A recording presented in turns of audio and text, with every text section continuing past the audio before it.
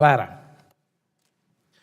Well, thank you, Mr. Chairman, and thanks very much for our panel for being with us today. And just a little background, I know the people on this committee have heard it before, but my district's kind of unique. I've got 60,000 manufacturing jobs, and I've done scores of meetings across my district since the passage of this tax bill. And I keep hearing from folks back home, especially when I'm going into factories and businesses, that they're doing things. You know, they're hiring people, they're increasing wages, they're giving bonuses, they're buying new equipment. And, you know, when you buy new equipment, that means you have to expand your factory, which means you got to buy, you know, somebody out there has got to build it, and somebody out there has got to provide the building materials, and somebody's got to provide the transportation for it.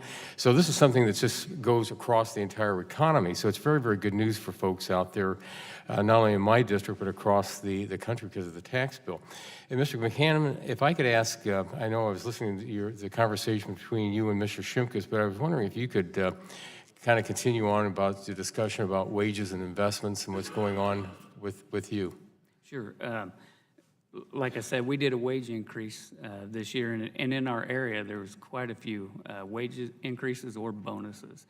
A lot of talk among all the employees, and even in competition for jobs. Even my daughter Jessica received a bonus working at Fifth Third Bank, and she's a part-time person. So there's a lot of talk about that going through the communities there. We did not go with a bonus. We gave a wage increase, which is permanent and needed, and that's what we did. As far as investments, we're planning for a big round of investments here, and I can talk about 2 years ago, we went into a new technology for one of our product lines. We were on negative margins and trying to compete against even overseas products. We went into this technology, brought it in, and we're able to compete with them, and now we haven't been able to keep product on the shelf. We had to bring on another person this year.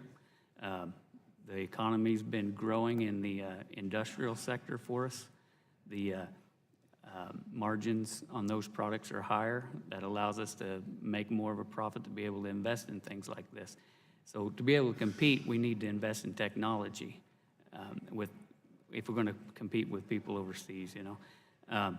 We've got 2 other product lines that are bigger than that we're looking at applying this technology to now.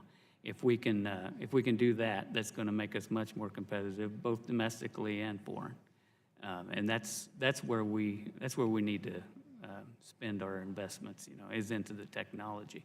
And like I was saying, that benefits the employees also, because our wage base comes up.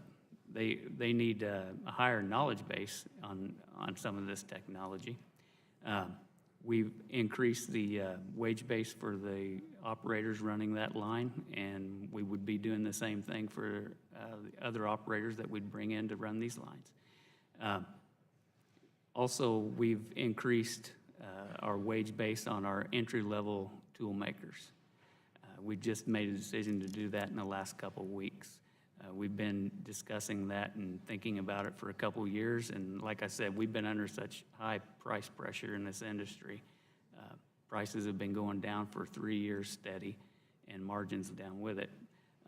We're at the point now where we think there's confidence in the economy right now, and we've decided to make that adjustment. And I see things like that continuing with this. So. Thank you very much. And Mr. Ferguson, my last minute. As we've heard today, one of the benefits of the recent tax reform is greater availability to capital to invest in the expansion of companies. As you know, AZZ had planned to build a new manufacturing plant at some point in the future. How did the recent tax reform impact your company's ability to move forward on that project? Because we were already past our budget cycle, if we wouldn't have had the incremental cash that was going to come from the tax cuts, we would not have been able to make that decision because it would have negatively affected our cash flow, and we were already into the budget. So we already would have been into the budget year.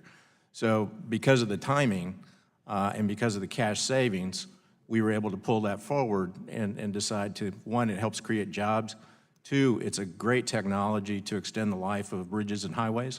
And 3, it only about half of the cash impact comes in our current fiscal year.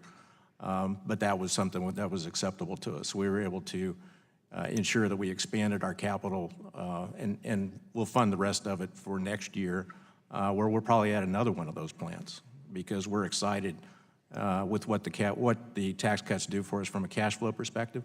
And then the other thing was we had to increase our training budgets because we just can't get access to qualified labor. And so we're having to do a lot more training up front, so we have a lot more entry-level folks coming into our workforce, which means we've got to train them just on basic mechanical skills and get them ready, which is why we raised our entry-level rates as well as for the folks that have been with us a fairly short time. Thank you. Mr. Chairman, my time's expired, and I yield back. Ms. Castor.